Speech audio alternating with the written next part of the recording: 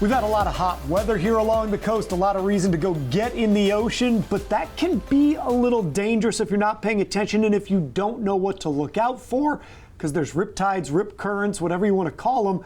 To get a little more information on that, we're bringing in meteorologist Bob Trihy. Yes. First time on the couch. I know. This is comfortable. This is nice. Yeah, first time on the couch, and I think maybe my second time on coast. Yeah, I know. A little more laid back than the newscast where you have to wear a tie and get all buttoned up. But no, this is a little more casual. It's good. Well, thank you for joining us here. Sure. But we want your expertise today because people are getting into the ocean a bunch, and there is things to be worried about. When it comes to these currents, what do people need to know? Yeah, well, first of all, rip currents, they can be tricky to see when you go in the ocean, and a lot of folks don't know necessarily what they're looking for when it comes to a rip current. And, it's that little narrow channel of water in the ocean that goes back out to sea. I don't know if you've ever seen it, but it's about 5 feet wide, and then it's just an area of water that's running out. That is your rip current right there, and then that kind of fans out as it goes into the ocean. So if there's a swimmer out there in the middle of that rip current, they could be swimming and not feeling like they're going anywhere, and that's where it can get maybe a little scary for them. And I don't care if you're Michael Phelps. You're not going to outswim the tide pulling you out. So what is the best thing to do for people if they get caught up in one of these? Yeah, well, I think the first instinct is I have to get back to land. I'm going to go straight line to the beach. But that's not what you want to do. You want to swim parallel to the beach to get out of the rip current. And if you swim about 50 to 100 feet in either direction, you should be out of the rip current, and then you can swim back into the beach. But a lot of folks probably swim at unguarded beaches, which is not a good idea, because if you're out there, you want to wave to somebody that, hey, I'm in distress, I need to be rescued from this rip current. And if there's nobody on the beach to help you, then that could be a problem. And if you do feel like you're getting tired, don't panic. There's a thing called a dead man's float. You can do that.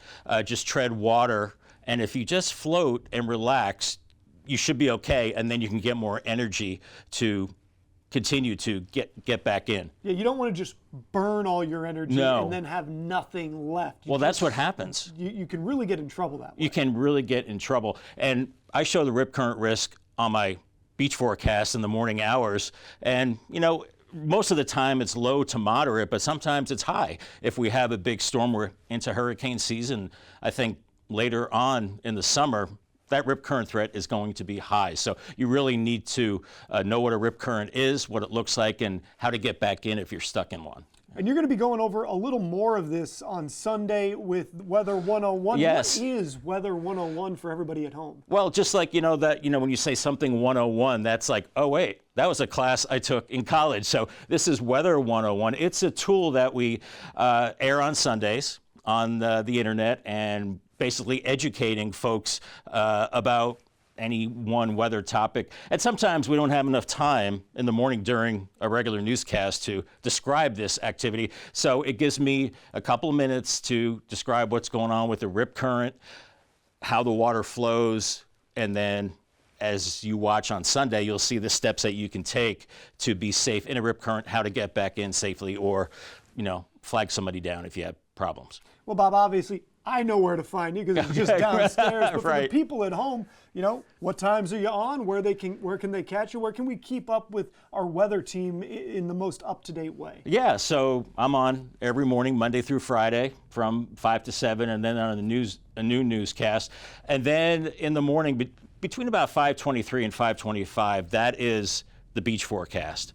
That hour, and then the 6 o'clock hour, you see the forecast for the beach, you see the UV index, and the rip current risk. And, those are important things to know as we're getting deeper into the summer season. Just a lot of folks at the beach. And as we get deeper into summer, the hurricane season also starts to ramp up. And anytime we start getting hurricanes up the coast, that will increase the rip current threat. So you really have to be aware of those as we get deeper into the summer. Well, Bob, thank you so much for coming on today, of explaining everything to the people at home. We are going to take a break, but don't go anywhere. We've got more CoastLife coming up. We are spilling the tea, and you're going to want to hear about this one, a little family vacation drama. Can't wait to see what you think about it.